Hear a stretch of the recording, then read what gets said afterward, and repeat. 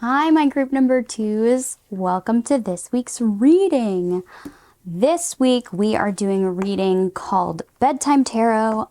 You can do this reading at bedtime, but you could also do it in the morning time. Just depends on when you're more awake and more wanting to ground yourself. If you have a hard time sleeping, I would say do it before bed because it's a kind of calming exercise, kind of grounds you, kind of lets you get rid of the day's worries and lets you kind of focus into what matters before you go to sleep. And if you're somebody who has just an overactive mind in the morning, maybe do it in the morning so that you can focus your energy into your day in a more constructive way. So, the card that pulled you guys in is card 36, Arthura of Kali. Nope, Artha of Kali. So close. So that's your card, my group number twos. I'm not going to read it until we get to the end of your reading, but let's get started. So, there are only 4 cards in this reading, so to make it a little more interesting, I'm also going to use an oracle deck that I got from a game store, and it's super cute. So, yeah, so the 4 cards that we're going to be pulling for you today, the first card is a just state of the union. It's kind of just your current state. And then the second card is what do I need to work? The second card we have is what I did well, either about today, if you're doing it before bed, or tomorrow, if you're doing it in the morning. And then the third card is something to work on tomorrow. That's if you're doing it at bedtime. It would be what I need to work on today if you're doing it in the morning. And the last card is what I need to release. So that is the cards. Obviously, I will tell you what they mean again as we go through these. Yeah. This is a super simple reading that you can do on your own in place of meditation if you find meditation really difficult. It's super fast and simple, kind of just a nice grounding exercise. So let's get started, shall we, my group number twos? All right, so in this first position, this is your current state. This is kind of a, how you doing? So, the cards we have for you guys are the 8 of Coins,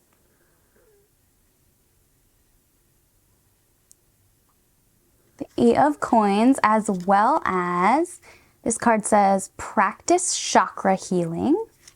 And we also have surrender to the spirit energy. Ooh. I like all the pink here too. I don't know if you're feeling...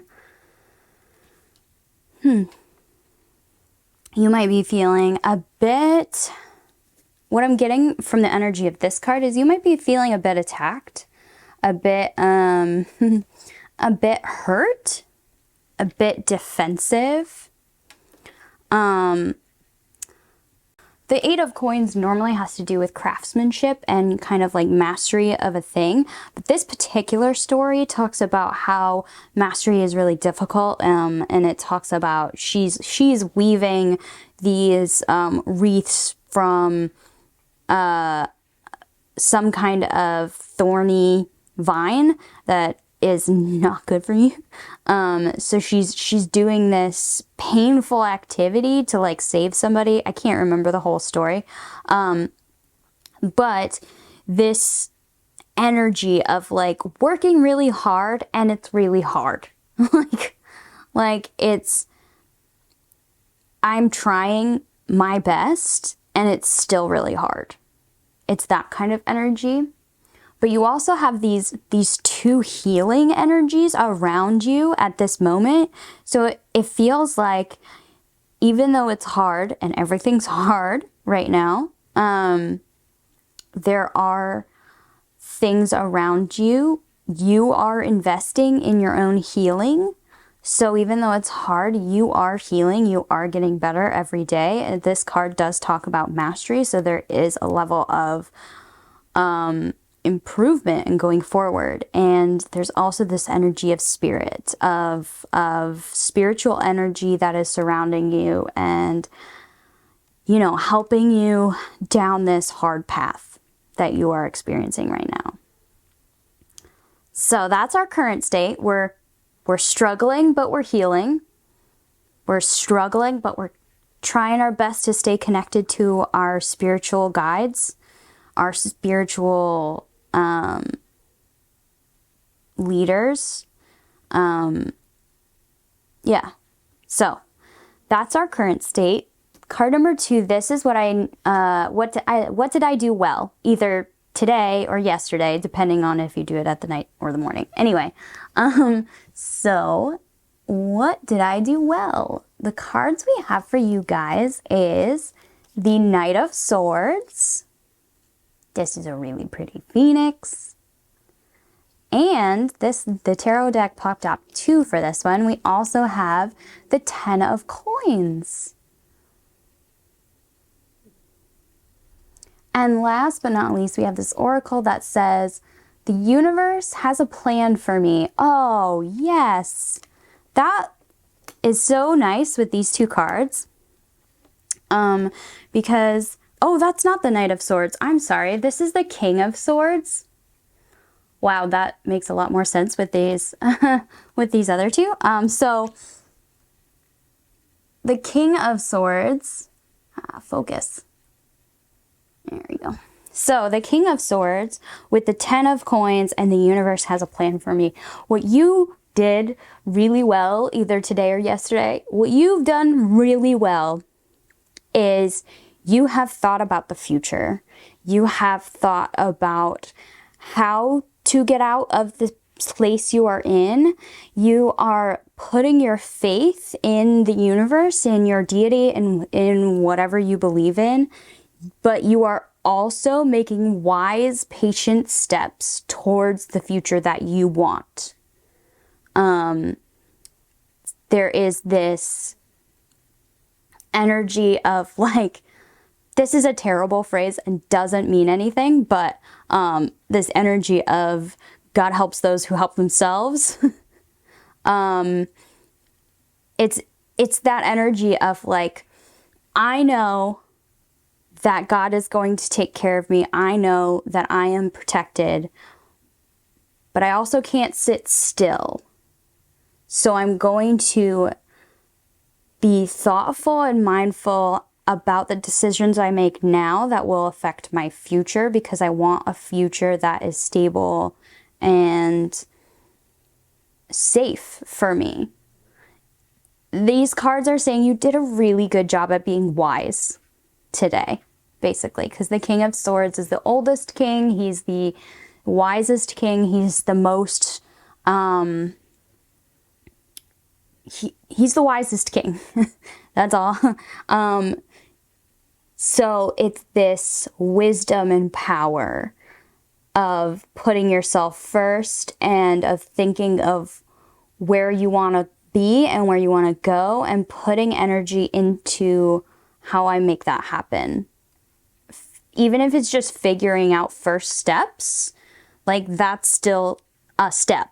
You know what I mean? Even in breaking it down into even tinier steps that are accomplishable, that's something to get you moving forward. You know, you're doing something, and that's very commendable. Good for you. So these next cards is what I need to work on either today or tomorrow, depending on when you do this reading. So what do I need to work on? The cards we have here in you are the Nine of Swords. Yeah, that makes a lot of sense. Are you focused? There we go. the Nine of Swords, as well as I don't have to fit in. Aha! I like that card a lot.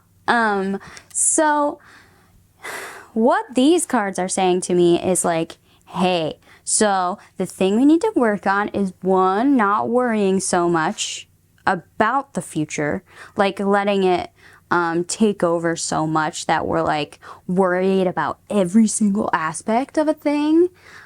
Instead, we have to trust, again, that the universe has a plan for me. Not saying like don't like putting it off. That's not what I'm saying, but I'm saying not letting the worry consume every second of your day so that you're paralyzed. It also is talking with this card about I don't have to fit in. It's like your future doesn't have to look like everybody else's to be valid and excellent and worthy of your time. I have recently been learning about the relationship escalator, like this societal expectation that like this is how relationships go. First you date and then you get engaged and then you get married and then you have children.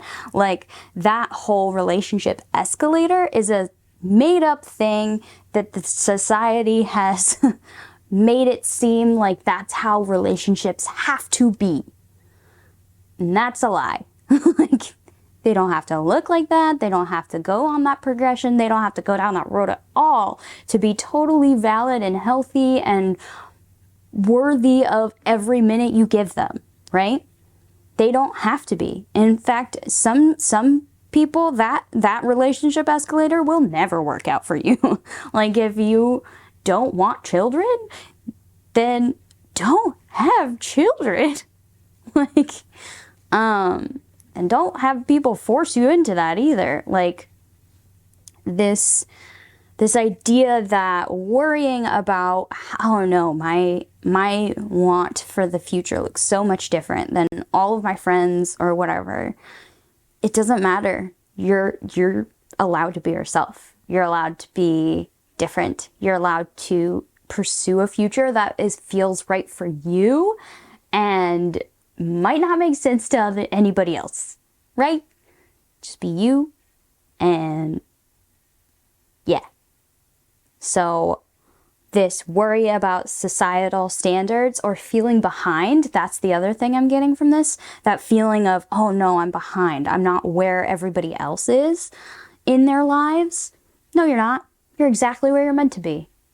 So that's the thing we need to work on in ourselves, that our life, comparing ourselves to others is just putting undue pressure and worry on you and not letting you live your life how it is planned to be by the universe. Okay? So, the last card that we got for you guys is something I need to release. And the card we have for you guys is the Nine of Cups, as well as I will heal and move on. Interesting. Wow. So I'm getting a couple of different messages from this. One could be that you need to let go of a previous relationship. I'm getting that just because of the image that this card brings forth as the Nine of Cups. It seems like a very sexual and enjoyable couple. So there's this immediate message of I need to let go of a previous relationship that no longer served me anyway, and it's not serving me to dwell on it anymore. Letting go of that and fully moving on. And I'm not saying that's easy or it can be done in a day. Not saying that at all. Maybe we should work through this in therapy. But yes, moving on from a previous relationship. I'm also seeing from this card, we need to heal and move on from what society deems successful, because it's holding you back to reaching your success. You need to heal and move on from the societal expectations that have been put on you, whether it's by family or religion or whatever. Like, your happily ever after, your 9 of Cups is not going to look like your neighbor's 9 of Cups. And that's okay. We need to heal and move on from the expectations that we put on ourselves that are not our expectations. Does that make sense? Like, maybe you always thought you wanted children, but the deeper you delve into that desire, you realize, I just kind of want to have children because I didn't feel at home in my own family, or I only want to have children so that I can have a big family. Not the reason that is more appropriate to have children, which is I want to pour into and love another soul and help them succeed as a person, right? Those other reasons could be baggage that we're holding on to from our own childhood, and like, they're totally valid, but also maybe not a great reason to have children. That's just one example. There are a lot of things in our society that are expectations that we put on ourselves, that as we do our own identity, self-identity work, we might realize, oh, I don't actually want this thing that I thought I wanted this whole time. Right? So being able to let go of those old expectations we had on ourselves and give ourselves the freedom to do whatever the fuck we want, be whoever the fuck we're meant to be, and really be satisfied with ourselves. So that's all I'm seeing, but I am going to read to you guys card 36, Arthura of Kali. That one's not even hard to say. It's just Artha. It's Artha. I just keep wanting to put another R in there because I'm thinking of like Arthur. Anyway, here we go. Card 36, Artha of Kali. Her heart contains the seeds of your soul and complete awareness of the divine destiny she has always intended for you. There is a sacred purpose for which you were born, and a meaningful, divinely protected pathway for you to fulfill it. Only you can decide to put your faith and commitment into that path, and to take one step at a time in honoring what has value to your heart, tuning into her loving plan. In taking those steps, the pathway will reveal itself, and you shall attract great blessings that will benefit all beings. Yeah, I like that. It's another message of do whatever the fuck you want because God's got your back. So,